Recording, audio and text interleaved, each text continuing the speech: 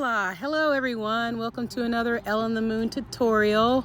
This is a quick tutorial, which means that I'm not going to show you everything step by step with the inches and the centimetros. However, I'm just going to show you the basic design of this. It's basically a mock-up, so I can get something out here on the internet, since it's been about a week or so since I've posted anything.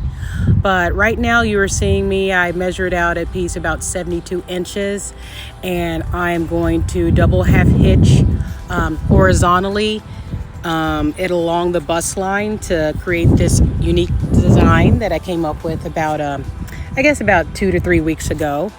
It's a mock-up, so I'm not using premium yarn. I'm waiting for a shipment of this really cool glistening cinnamon colored yarn to come in so that I can show you the full tutorial step by step.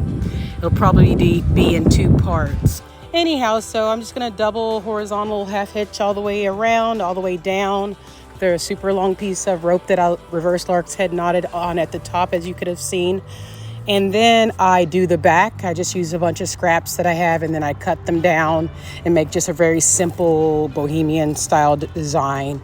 Not too intricate. You don't need a whole lot of rope measuring with this particular design, because there is a lot of open weave as opposed to closed weave, which means that closed weave means that you have to do a lot of knotting, which takes up obviously a lot of rope.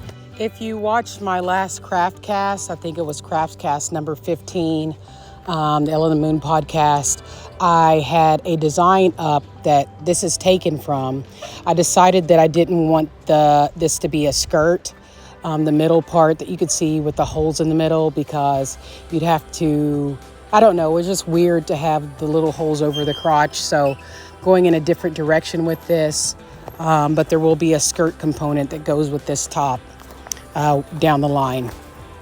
So I hope you enjoy watching this little quick tutorial process video, and you check back in for the full tutorial with all the measurements, etc.